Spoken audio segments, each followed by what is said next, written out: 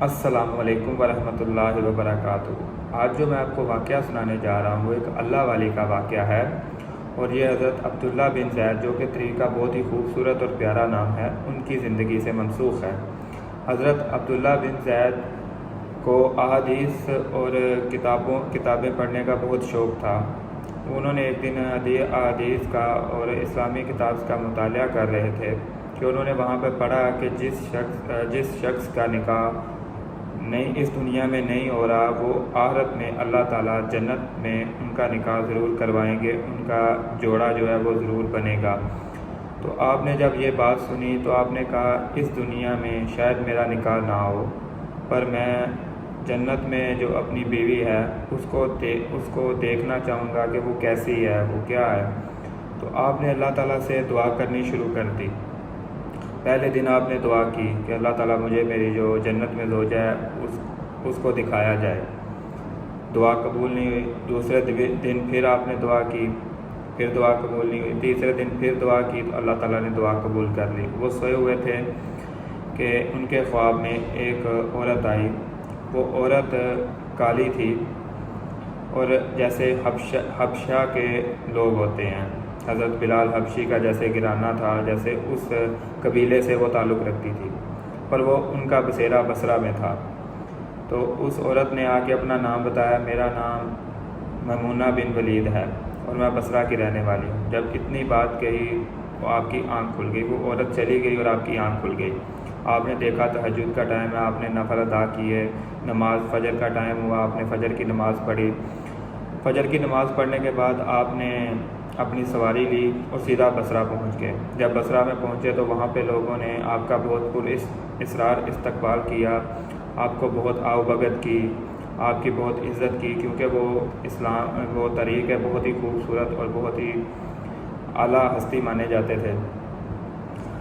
آپ نے جب ان سے پوچھا کہ میمونہ بن ولید یہاں رہتی ہے، تو لوگوں نے کہا کہ حضور آپ اتنی دور ان سے ملنے آئے ہیں، وہ تو بڑی ایسی عورت ہے کہ کوئی ہنس رہا ہو، کوئی رو رہا ہو تو وہ ہنسنے لگ جاتی ہے، اور اگر کوئی اس کو پتھر مارے تو وہ اس کو پتھر مارتی ہے، وہ لوگوں کو پتھر مارتی ہے، وہ ایک مجنون قسم کی عورت ہے۔ تو آپ اس کا پوچھ رہے ہیں، ابھی وہ معاوضہ لے کے بکریاں چراتی ہے، ابھی بھی وہ ہماری بکریاں چرانے جنگل میں گئی ہوئی ہے۔ تو آپ نے کہا آپ ابھی سو جائیں، عصر کے ٹائم تک وہ آ جائے گی تو تب تک آپ اسے مل لینا۔ تو آپ نے کہا نہیں، مجھے آپ راستہ بتاؤ کس جانب گئی ہے، میں جاؤں گا۔ وہ کہتے ہیں جنگل بہت خطرناک ہے تو آپ نہیں جائیں۔ تو آپ نے کہا نہیں، آپ مجھے راستہ بتائیں۔ بہرحال انہوں نے ان کو راستہ دکھا دیا۔ جب وہ جنگل میں جا رہے تھے تو وہاں پہ واقعی انہوں نے دیکھا بہت ہی خطرناک قسم کا جنگل تھا، بہت ہی جنگلی جانور تھے وہاں پہ موجود، پر آپ آگے بڑھتے رہے۔ جب آپ وہاں پہ پہنچے تو آپ نے کہا میں نے دو ایسے عجیب و غریب چیزیں دیکھی جن کو دیکھ کے میری سوچ دنگ رہ گئی۔ کہتے ہیں میں نے دیکھا کہ ایک پہلی چیز میں نے یہ دیکھی کہ وہ عورت وہاں پہ نماز پڑھ رہی ہے اور اپنی نماز میں کھوئی ہوئی ہے، اور دوسرا میں نے بہت ہی حیران کن واقعہ دیکھا کہ جو بکریاں ہیں، میں نے سوچا کہ اگر یہ نماز پڑھ رہی ہے تو بکریاں کون چرا رہا ہے۔ جب آپ نے دیکھا تو آپ حیران ہو گئے کہ بکریوں کو شیر جو ہے وہ چرا رہے تھے۔ تو جب انہوں نے یہ منظر دیکھا تو آپ کی سوچ دنگ رہ گئی، اور آپ نے کہا کہ اگر شیر بکری سے دوستی کر لے گا تو کھائے گا کیا۔ وہ بڑا حیران ہوئے، وہ اسی سوچ و بچار میں تھے، اور ساتھ ہی ساتھ دیکھ رہے تھے کہ اگر کوئی بکری آپ کو پتہ شرارت کرتی ہے، بھاگتی ہے، تو شیر اس کو کہہ کچھ نہیں تھے رہے، ان کو پکڑ کے دوبارہ اسی جگہ پہ لا رہے تھے۔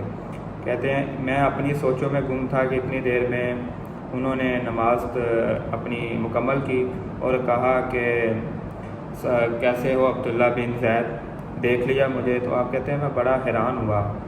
تو کہتے ہیں کہ اس عورت نے ساتھ ہی ساتھ یہ کہا کہ ہمارا ملنا تو جنت میں طے تھا، آپ یہاں پہ کیسے آ گئے، جنت میں ملاقات ہونی تھی۔ کہتے ہیں میں بڑا حیران ہوا، میں نے پوچھا کہ تمہیں میرا نام اور کیسے بتایا، کس نے؟ کہتا ہے اس عورت نے جواب دیا، میمونہ بن ولید نے، کہ جس خدا نے آپ کو میرے بارے میں بتایا اسی خدا نے مجھے آپ کے بارے میں بتایا۔ تو اس واقعے سے کہتے ہیں جب اس کے بعد سے انہوں نے کہا کہ یہ جو شیر ہیں ان کا، تو انہوں نے کہا کہ یہ اللہ کی حفاظت میں ہے۔ جیسے ہی میں نے اللہ سے دوستی کر لی تو ان شیروں نے بکریوں سے دوستی کر لی۔ اسی طرح اگر ہم اور آپ بھی اللہ تعالیٰ سے دوستی کر لیں گے، زندگی اور آخرت دونوں میں کامیاب ہوں گے۔ اور جو ہماری کچھ ایسی ضروریات یا کچھ ایسی چیزیں ہیں جو سیدھی نہیں ہوتی، اگر اللہ سے دوستی کریں گے تو وہ اپنے آپ پٹری پہ آ جائیں گی۔ تو کوشش کریں خدا کی ذات سے دوستی کریں، اس کے احکامات کی پیروی کریں۔ اور اسی بات سے ہمیں دوسرا سبق یہ ملتا ہے کہ جیسا انسان کو ہم سمجھتے ہیں در حقیقت پتہ نہیں وہ کیسا ہے، تو انسان کا اور اللہ کا معاملہ ہے۔ آپ لوگ بیچ میں مداخلت کر کر اس کو اپنے مطابق نہ بیان کریں کہ وہ یہ ایسا ہے، وہ ویسا ہے، وہ ویسا ہے، کیونکہ اللہ تعالیٰ بہتر جانتے ہیں کہ کون کیسا ہے۔ اللہ دلوں کے راز جانتا ہے۔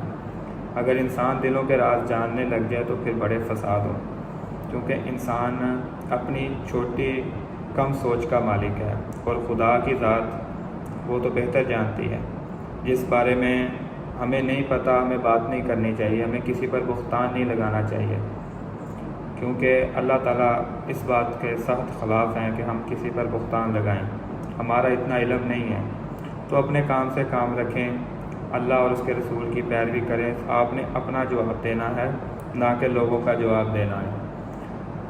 امید ہے آپ کو میری یہ بات اچھی لگی ہوگی۔ اللہ حافظ۔